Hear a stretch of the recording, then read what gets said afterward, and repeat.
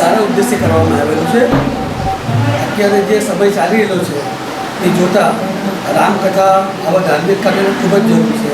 આજની યુવાધન જે રીતે સમય વેઠવે છે મોબાઈલમાં કે અન્ય જગ્યાએ એ દરેક કથા કરવાથી એ લોકોને બી સારા સંસ્કાર શિક્ષણ થાય. બીજું આ સોસાયટી અંદર આ કથા કરવાથી ઘણો આત્મીયતાનો માહોલ બન્યો છે, ધાર્મિક વાતાવરણ ઊભું થયું છે. સોસાયટીમાં એક પરિવાર જેવો માહોલ બન્યો છે. અત્યારે એક જોવા જઈએ તો એકબીજા કદાચ કથા પૂર્ણ રહેશે ને તો લોકો એકબીજાને યાદ કરશે. એવું ધાર્મિક માહોલ બન્યો છે જે કથા કરવી જરૂરી હતી.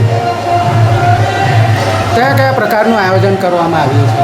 આ સોસાયટીમાં ધાર્મિક સામાજિક ઘણા પ્રોગ્રામ બને છે.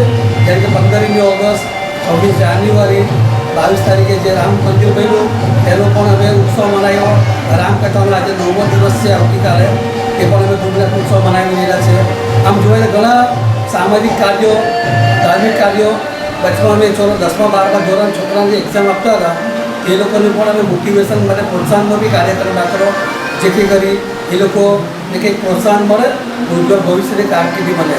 આવા દરેક કાર્યક્રમ અમે સોસાયટીમાં ઈદમાં કરતા આવેલા છીએ. મારું નામ સૌજીભાઈ દામજીભાઈ વરિયા. અમારી સોસાયટીમાં ઉદ્દેશ એ જ છે. કઈ સોસાયટી? હરિહરી સોસાયટીમાં અમે જે રામકથાનું આયોજન કર્યું છે એનો હેતુ એક જ છે. અમારી સોસાયટીમાં આત્મીયતા વધે. રામકથાના જે પ્રસંગો છે, રામકથા જે અમને શીખવી રહી છે કે જે કેમ જીવન જીવવું, એનો ભાવાર્થ આર્ટ ઓફ લિવિંગ, જીવન જીવવાની કળા આ ઘરની અંદર દરેક સભ્ય આ જીવનની માલિક પર ઉતારે અને પોતાનું જીવન ખૂબ જ સુખમય અને પદ્ધતિસર માનવતાવાદી જીવન જીવે એવા હેતુથી આ અમે અમારી સોસાયટી નામ ખાલી આપીએ છીએ, પણ અમે અમારું ગામ જેમ ગામડામાં જીવન જીવતા હોય એવું અમે આ અમારી સોસાયટીમાં ગામ છે એવા બધા જ સમાજના લોકો અહીંયા વસી રહ્યા છે.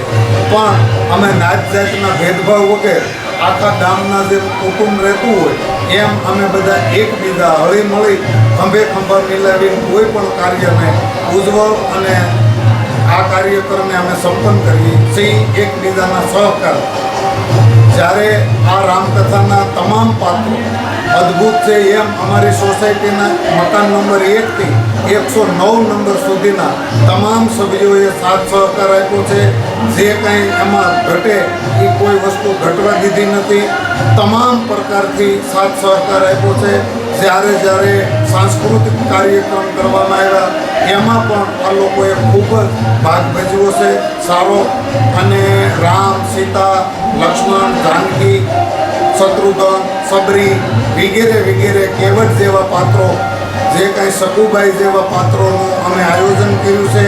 અને લોકોને ખ્યાલ આવે કે આવા આપણા ભારત દેશમાં આવા બધા ઋષિમુનિઓ અને આવા ભારતની માલિપા અખિલ બ્રહ્માંડનો અધિપતિ જે રામ રાજ્ય સ્થાપવા જે નરેન્દ્રભાઈ મોદી મહેનત કરી રહ્યા છે એ સ્થાપવાની જે રામ કેવા હતા એની વિશે આ લોકોને જાગૃત થાય એવા હેતુથી અમે આ કાર્યક્રમનું આયોજન કરી અને આવતીકાલ રવિવારે આ કાર્યક્રમ અમારો સંપન્ન થાય છે. ખૂબ જ સારી રીતે અમે પ્રસંગ કર્યો છે. સોસાયટીના દરેક સભ્યો અમને સાથ સહકાર આપે એમનો અમે ખૂબ ખૂબ આભાર માનીએ છીએ અને એને ધન્યવાદ આપીએ. હું મિથુનભાઈ પરસોત્તમભાઈ વેરેત્રા, હરિહરી સોસાયટી વિભાગ 1 અમે રામકથાનું આયોજન કરેલું જે નરેન્દ્ર મોદીનું મિશન છે રામ રાજ્ય કોને કહેવાય. આવનારી પેઢીને રામ રાજ્યનો પરિચય કરવા માટે રામના પાત્રોનું નાના બાળકોથી લઈ અને એમને બધા જ પાત્રો ભજવવા માટે પહેરવેશ સાથે એમને રામકથામાં કયા કયા પાત્રોનું શું મહત્ત્વ છે એ જાણવામાં આવેલું. અમે રક્તદાન કેમ્પનું આયોજન કરેલું, જેમાં અમે આપણા સોસાયટીના સભ્યો એ રક્તદાન કરી અને 27 જેટલી બોટલ અમે કલેક્ટ કરી હતી અને સામાજિક ઉમદા કાર્ય કરેલું. હવે પછી અમારું આવતીકાલે આ રામકથાનું સમાપન થાય છે. સોસાયટીના સભ્યોએ ખડે પગે મહેનત કરી અને બધાએ પોતપોતાની રીતે સહકાર આપી અને આ કાર્યમાં ઉમદા ભાગ લીધો છે.